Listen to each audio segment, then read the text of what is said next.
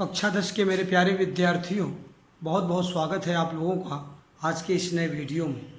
मेरे प्यारे विद्यार्थियों, आइए देखते हैं क्या है आज आपके लिए। यहाँ देख सकते हैं कक्षा 10 विषय हिंदी भाषा और हिंदी भाषा में पाठ रस की चर्चा। आज हम लोग लगातार रस पर वीडियो आपको प्राप्त हो रहे हैं और भाग 4 की चर्चा आज हम लोग करने वाले हैं। रस पाठ में भाग 4 की चर्चा प्यारे विद्यार्थियों आज आपसे होने वाली है। रस की चर्चा प्रारंभ करें, भाग 4 की चर्चा करें। इसके पूर्व हम भाग 3 पर थोड़ा सी पुनरावृत्ति चाहेंगे, लेकिन उसके पूर्व मैं अपने उन सभी विद्यार्थियों को धन्यवाद ज्ञापित करता हूं जो अपना नाम, क्लास और सेक्शन लगातार कमेंट बॉक्स में वीडियो देखने के बाद लिख रहे हैं। प्यारे विद्यार्थियों, इसका बहुत ही इम्पोर्टेंस है। आपकी उपस्थिति आपके द्वारा अवलोकित किया जा रहा है वीडियो, इस बात का प्रमाण एकमात्र ये अपना जो है वीडियो के माध्यम से ये काम हो सकता है। आपके द्वारा किए गए कमेंट के माध्यम से ही ये काम हो सकता है, जो आप वीडियो के अवलोकनोपरांत देखने के बाद कमेंट बॉक्स में अपना नाम, क्लास और सेक्शन लिखते हैं। इसको जारी रखिए और अपनी नोट कॉपी जरूर बनाते रहिए मेरे प्यारे विद्यार्थी। जो भी स्टडी मटेरियल आपको उपलब्ध होता है पर डे का, उसको लीजिए, अपनी पाठ्यपुस्तक से कुछ सामग्री उसमें ऐड करिए और एक अच्छा सा नोट्स आप बनाते रहिए। आइए आज भाग 4 की चर्चा शुरू करें। इसके पहले थोड़ी सी चर्चा हम भाग 3 पर करेंगे। हम लोग लगातार 2 वीडियो से भाग 2 रस भाग 2 भाग 3 में रस के अवयव पर चर्चा करते हैं। रस के 4 अवयव की बात हुई थी। चारों अवयवों पर आपसे बृहद चर्चा हुई। इन्हीं चारों अवयवों को सम्मिलित करके आगे जो है वो रस की निष्पत्ति होती है। तो आज हम विषय ले रहे हैं रस की निष्पत्ति और रस के प्रकार पर आज चर्चा। क्या है रस निष्पत्ति? रस निष्पत्ति अर्थात निर्माण होना, रस का बनना। रस निष्पत्ति का अर्थ है रस का निर्माण होना, रस बनना। तो क्या है, कैसे होता है, आइए थोड़ी सी चर्चा हम आपको आगे बढ़ाते हैं। आपको यहाँ लिख सकते हैं, लिख के बता सकते हैं प्यारे विद्यार्थियों कि रस के उपयुक्त सभी अवयव, हाँ क्या कह सकते हैं, रस के उपयुक्त सभी, आप नोट्स में ऐसे ही लिखेंगे सभी, ब्रैकेट में चार अवयव की बात हुई थी। चारों अवयव, रस के उपयुक्त सभी अर्थात चारों अवयव जब एक दूसरे से गुथ जाते हैं, अवयव जब एक दूसरे से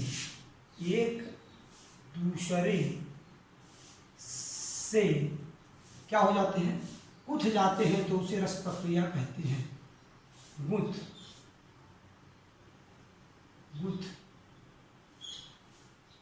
जाते हैं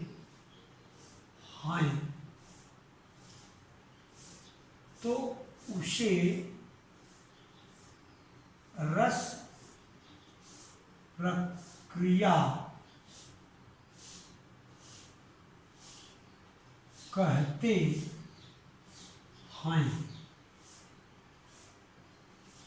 उसे रस प्रक्रिया कहते, अर्थात जब स्थायी भाव, फिर से समझिए, कहते हैं अर्थात जब स्थायी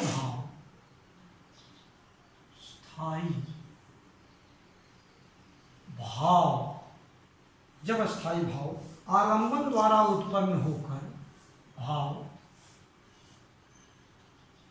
आलंबन द्वारा उत्पन्न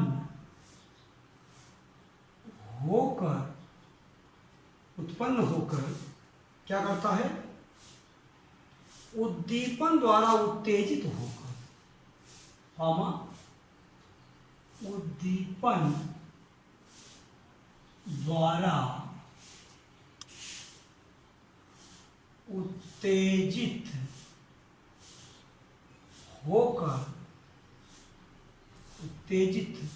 होकर संचारी भाव द्वारा पुष्ट होकर,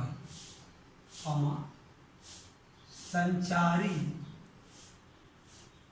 भाव द्वारा पुष्ट संचारी भाव द्वारा पुष्ट होकर अनुभवों द्वारा व्यक्त होता है। अनुभवों द्वारा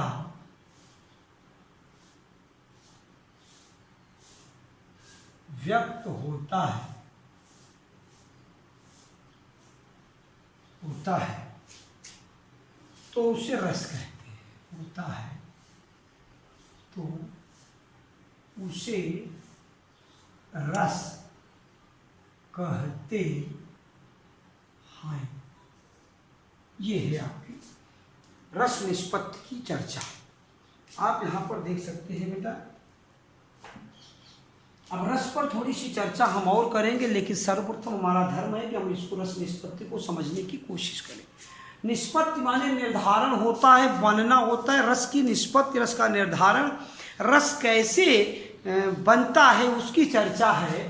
तो कह रहे हैं कि रस के उपयुक्त सभी चारों अवयव, कौन कौन से चार अवयव, हड़बड़ाने की जरूरत नहीं, एकदम स्थायी अपने हृदय को शांत बना के रखिए। आप देखिए चारों अवयव आपको इसी परिभाषा में मिलेंगे और आप चारों को समझ जाएंगे। तो कह रहे हैं रस की इन चारों अवयवों की परिभाषा आपको लिख के बेटा याद करना। ये हमने पहले ही आपको बताया, एग्जामिनेशन इस बार भी पूछा गया था, अनुभाव को इस बार पूछा गया था और बच्चों ने बताया है, बड़े अच्छे से नंबर पाया है। इसलिए रस की चारों अवयवों की परिभाषा आपको लिखना, याद करना। रस के उपयुक्त सभी चारों अवयव जब एक दूसरे से गुथ जाते हैं, एक दूसरे से मिल जाते हैं, चारों अवयव मिलकर ही रस का निर्माण करेंगे, तो उसे रस प्रक्रिया कहते हैं। यहाँ कह रहे हैं जब, अर्थात जब स्थायी भाव, तो पहला जो है रस के जो अवयव है, ये चार अवयव है रस के, उसमें पहला है स्थायी भाव। जब स्थायी भाव आलंबन दूसरा है स्थायी भाव आलंबन भाव। स्थायी भाव आलंबन द्वारा उत्पन्न होकर उद्दीपन, तीसरा रस का अवयव उद्दीपन द्वारा उत्तेजित होकर संचारी भाव द्वारा पुष्ट होकर अनुभवों द्वारा व्यक्त होता है तो उसे रस कहते हैं। रस बनने की ये है प्रक्रिया। चार चीजें हैं, कौन कौन सी, स्थायी भाव, आलंबन विभाव, उद्दीपन विभाव, दोनों चीजें हैं। उत्तेजित संचारी भाव द्वारा पुष्ट होकर अनुभवों द्वारा व्यक्त होता है तो उसे रस कहते हैं। मतलब एक लंबी प्रक्रिया होती है रस की। ऐसा नहीं कि भावों का हृदय में भाव है और उसका उठना, उसका बैठना यही है रस की, नहीं, वो उसको एक लंबे समय तक रस प्रक्रिया, उस प्रक्रिया में सामने वाले को रहना होता है, तब जाके रस की बात हो। थोड़ी सी रस पर चर्चा हम और आपको करेंगे, रस को और समझाने की बात करेंगे। थोड़ा सा देखिए, कह रहे हैं कि यह रस अनिर्वचनीय है, अर्थात इसे व्यक्त नहीं किया जा सकता। आप यहाँ पर लिख सकते हैं इंपॉर्टेंट पॉइंट में, यहाँ पर इंपॉर्टेंट पॉइंट एक बनाकर कि रस अनिर्वचनीय है, अनिर्वचनीय है। रस अनिर्वचनीय है, अर्थात अनिर्वचनीय का अर्थ समझिएगा, अर्थात इसे कहकर, अर्थात इसे कहकर व्यक्त, सॉरी बच्चों, नहीं किया जा सकता, नहीं किया जा सकता।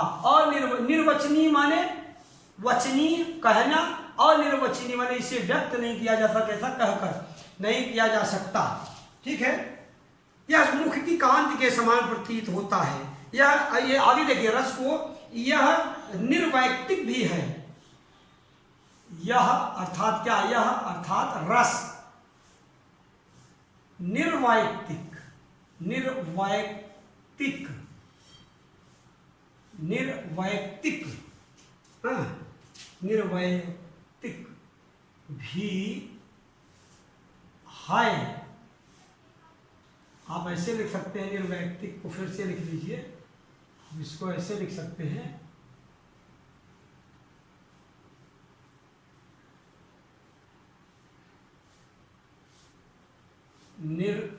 निर्वैयक्तिक। तो यह निर्वैयक्तिक भी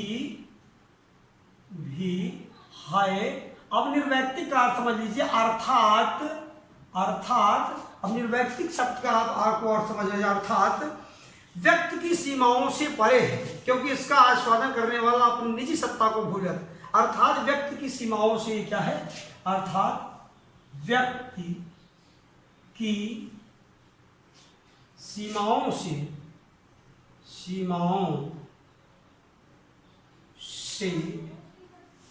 यह परे है, क्योंकि इसका अनुभव जो करता है वो अपनी व्यक्तिगत सत्ता को क्या कर देता है, भूल जाता है। आगे कह रहे हैं रस के भेद, सबसे इंपॉर्टेंट पॉइंट अब आपका शुरू हो रहा है धीरे धीरे बेटा, स्टेप बाय स्टेप। इसीलिए हम बातों को ले रहे हैं कि हमारे प्यारे बच्चों को हर चीज, एक एक चीज बहुत अच्छे से समझ में आ जाए। सबसे पहले आपने क्या जाना, रस की परिभाषा जाना, रस का अर्थ जाना, रस की उत्पत्ति जाना, रस की शुरुआत कहाँ से होती है, वेदों की चर्चा हुई, भरत मुनि के नाट्यशास्त्र की चर्चा हुई, परिभाषा की चर्चा हुई, देन हमने रस के अवयव पर चर्चा किया, रस के चारों अवयव पर चर्चा हुई, अवयव के बाद आज रस निष्पत्ति पर चर्चा। आज रस निष्पत्ति के बाद रस को थोड़ा सा और व्यक्त करने की बात हुई 2 लाइनों में। अब जाके हम रस के प्रकार पर चर्चा करेंगे और यहीं से आपका क्वेश्चन स्टार्ट हो जाता है बनना। तो ये आप देख सकते हैं यहाँ पर कि क्या है, आज आप लोग देखिए कि ये जो है रस के, आप अगली हेडिंग दे सकते हैं, रस के प्रकार। ये है रस के प्रकार, पहला नंबर 1, नंबर 2, नंबर 3, नंबर 4 और नंबर 5, ये होगा रस। ये रस है, ये इसका है स्थाई भाव, स्थाई भाव है। दूसरा क्रम बनता है, यहाँ पर इसको ऐसे कर सकते हैं, दूसरा क्रम बनता है कि 5 के बाद यहाँ आप यहाँ दे सकते हैं 6, आप इसे दे सकते हैं 7, ये है 8, ये है 9, ये 10 और प्यारे विद्यार्थी ये है 11। हमने आपको कुल रसों की संख्या 11 बताई है। भरत मुनि के नाट्यशास्त्र में 8 की चर्चा हुई है, मुख्यतः 9 रस होते हैं। ये तीनों बातें हमने बताई है। यहाँ पर आप कह सकते हैं रस और यहाँ कह सकते हैं स्थाई भाव।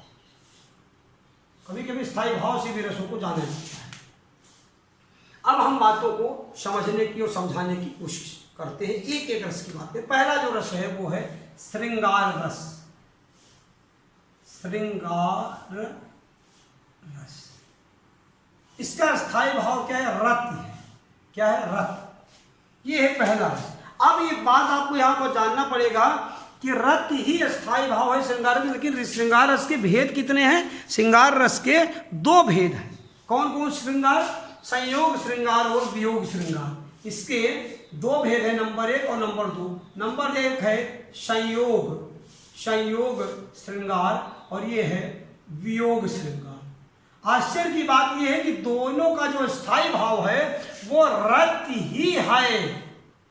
यहां से रत को मिटाकर थोड़ा सा और इधर लिख देते हैं। दोनों रसों का, चाहे ये संयोग श्रृंगार हो चाहे वियोग श्रृंगार, दोनों का स्थाई भाव क्या है? रति है। इसको ब्लैक मार्कर से लिखते आप समझ जाएंगे। दोनों का जो स्थाई भाव है वो क्या है? रति है। ये दूसरा जो है वो हास्य रस है। समझने की बात करें, हास्य रस। और ये जो हास्य रस है आपका, आप अपनी पाठ्य पुस्तक में प्यारे विद्यार्थी यहाँ से पृष्ठ संख्या 187 से आप देख सकते हैं। हास्य रस का जो स्थाई भाव है वो हंसी या हास है। क्या है? हास, ऑब्लिक करके हंसी, तो हास इसका स्थाई भाव। अगला है वीर रस, और वीर रस का जो स्थाई भाव है वो क्या है? वीर रस का उत्साह। तीसरा जो रस है वो है वीर रस। स्थाई भाव क्या है? उत्साह।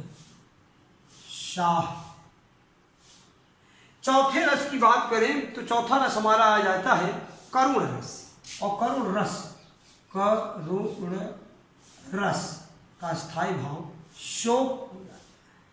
प्यारे विद्यार्थी, अभी आपको नाम देखिए, मैं आपको एक एक रस को उसके स्थाई भाव को समझाऊंगा।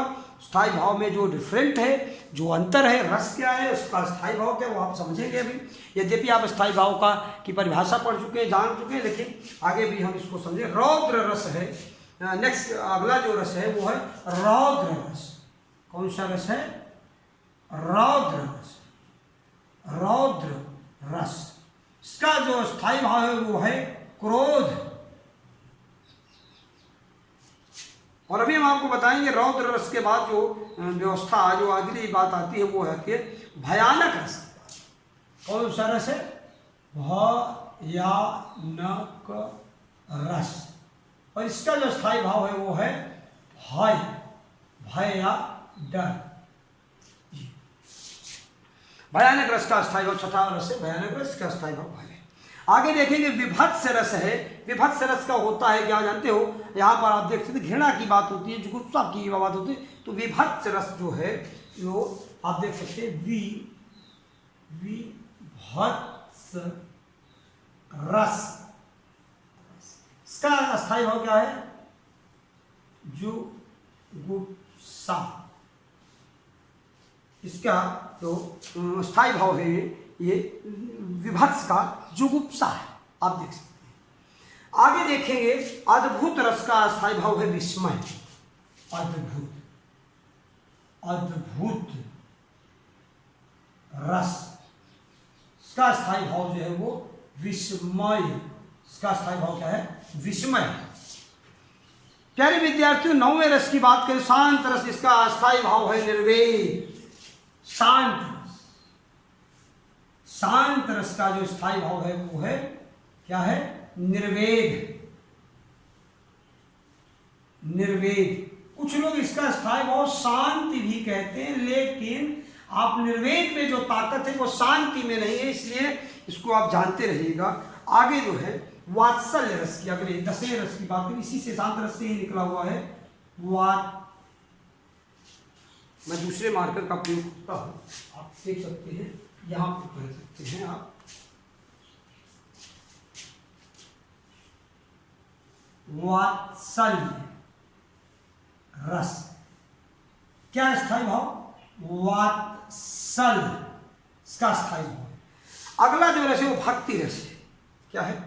भक्ति। आप देख सकते हैं यहाँ जो है भक्ति रस प्रेम का परिपाक होता है, किंतु यह रति भाव इष्ट देव के प्रति होता है। जब विस्मयाद के संयोग से आराध्य विस्मय विषयक प्रेम का संचार होता है तब वहाँ भक्ति रस की व्यंजना होती है। कुछ विद्वान से श्रृंगार रस के अंतर्गत ये स्थान देते हैं, किंतु भक्ति भावना का स्वाद और उत्कटता किसी भी प्रधान रस से कम नहीं है। यह सांसारिक श्रृंगार से कहीं अधिक उदात्त भाव है। भक्त कवियों की रचना इसका प्रमाण है।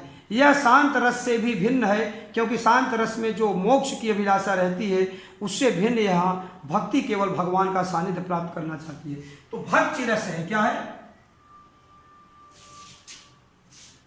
अगला जो रस है वो कौन सी रस है?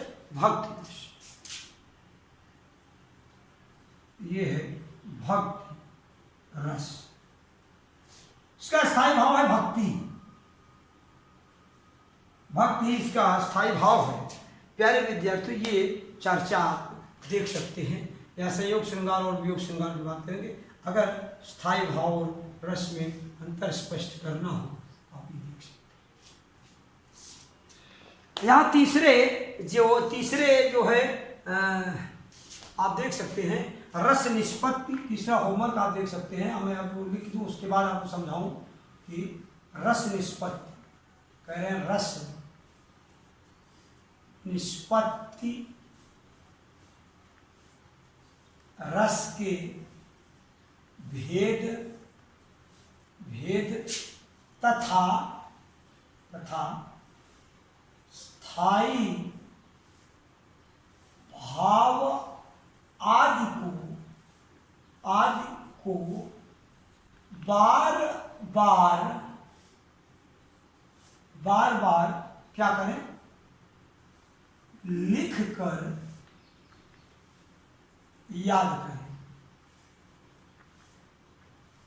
प्यारे विद्यार्थियों, ये है आपका तीनों होमवर्क रहेगा।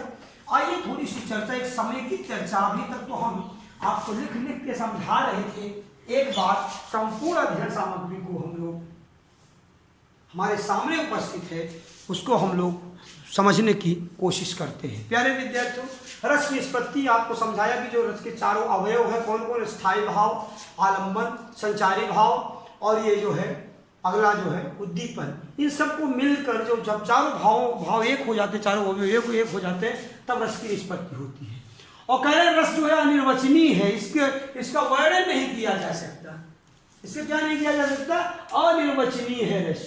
रस अनिर्वचनीय है अर्थात इसको कहकर व्यक्त नहीं किया जा सकता। आगे कह रहे हैं रस निर्वैयक्तिक है अर्थात व्यक्त की सीमाओं से क्या है? परे है।